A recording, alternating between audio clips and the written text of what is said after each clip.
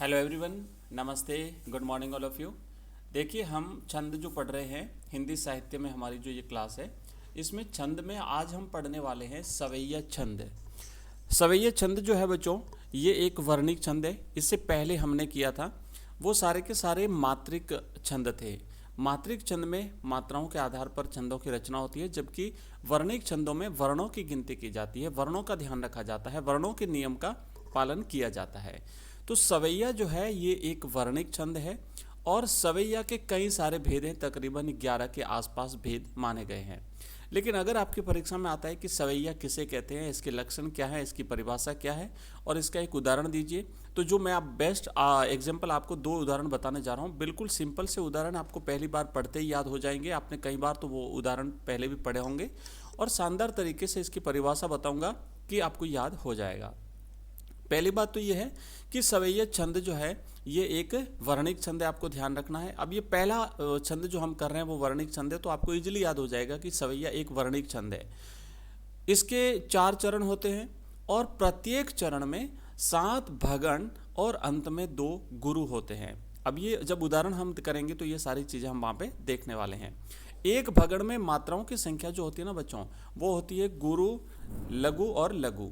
मतलब भगण अपने हमने गण जब किए थे, आपको याद होगा, टोटल 8 गण होते हैं और उन गणों में जो मात्राओं की संख्या अलग अलग होती है प्रत्येक गण में। तो जो भगण होता है, भगण में पहली जो मात्रा होती है वो दीर्घ होती है और दूसरी दोनों जो है वो लघु होती है। और अंत में जो है ना, जैसे ये जो इसका चरण होगा, चरण के अंत में 2 गुरु मात्रा रहेगी। और चूंकि ये एक वर्णिक छंद है, तो इसमें वर्णों की संख्या गिनी जाती है और इसके प्रत्येक चरण में जो वर्ण होंगे वो 23 होंगे। ठीक है। अब यहाँ पे जैसे मैंने मात्राओं की बात करी, तो मात्रा तो इसीलिए कह रहा हूँ क्योंकि भगण की तो मात्रा गिनी जाती है ना। भगण जो होता है, भगण, एक भगण में 3 वर्ण होते हैं। तो आप देखो कि 7 तो भगण हो गए, तो 7 21 हो गए वर्ण, और उसके बाद 2 और आ रहे हैं पीछे, है ना, 2 और गुरु होते हैं। तो 21 + 2, तो टोटल मिला करके इस तरीके से इसमें 23 वर्ण होते हैं। तो अब सिंपल सा आपको क्या याद रखना है कि सवैया छंद एक वर्णिक छंद है। इसके 4 चरण होते हैं, प्रत्येक चरण में 7 भगण और 2 गुरु होते हैं। इस तरीके से इसमें कुल मिलाकर के 23 वर्ण होते हैं। तो ये सिंपल से इसकी परिभाषा है। अब हम इसका एक उदाहरण, 2 उदाहरण देख लेते हैं।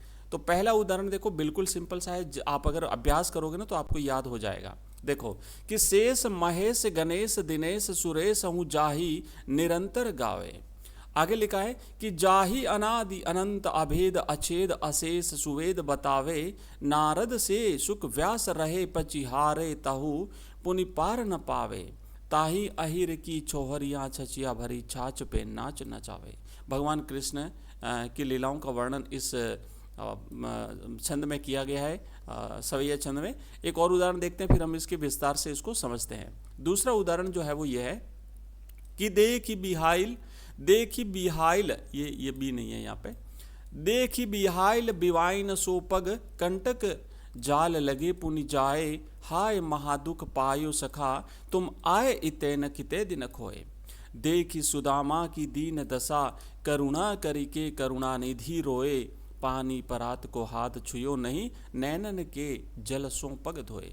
भगवान कृष्ण जब सुदामा कृष्ण से मिलने जाते हैं और भगवान कृष्ण जब सुदामा की दीन हालत को देखते हैं, अपने पुराने, अपने दोस्त, अपने सखा, अपने बचपन के दोस्त की हालत जब देखते हैं तो बड़े व्याकुल हो जाते हैं, विकल हो जाते हैं। और उस समय भगवान कृष्ण ये कहते हैं, हे मेरे मित्र, तुम्हारी ये ऐसी दशा कैसे हो गई? तुम इतने दिन कहाँ थे, क्यों नहीं आए?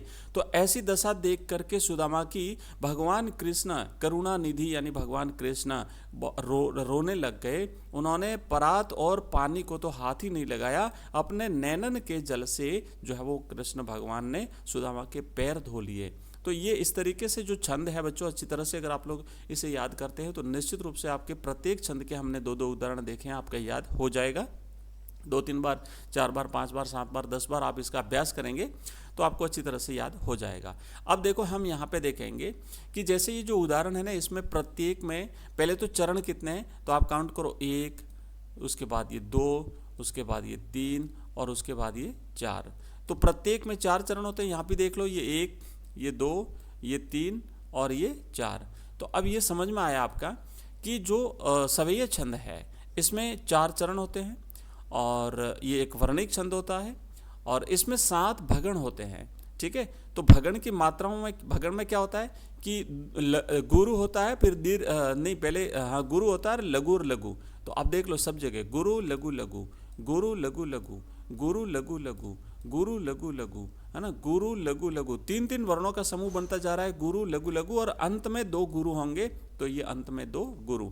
आप किसी भी चरण में देख लेना सेम यही क्रम रहेगा। लास्ट वाला भी देख लो, जैसे गुरु लघु लघु, गुरु लघु लघु, अब यहाँ पे ये रहेगा यहाँ पे, ठीक है, ये गलत है, यहाँ पे नहीं है। उसके बाद गुरु लघु लघु, गुरु लघु लघु, गुरु लघु लघु, गुरु लघु लघु, और इस तरीके से ये आपका टोटल बन जाएगा। जहाँ जहाँ मात्राओं की मिस्टेक हुई है वहाँ पे आप इसे ठीक कर दीजिएगा, गुरु लघु लघु, और अंत में जो है ये रहेगा 2 गुरु रहेंगे।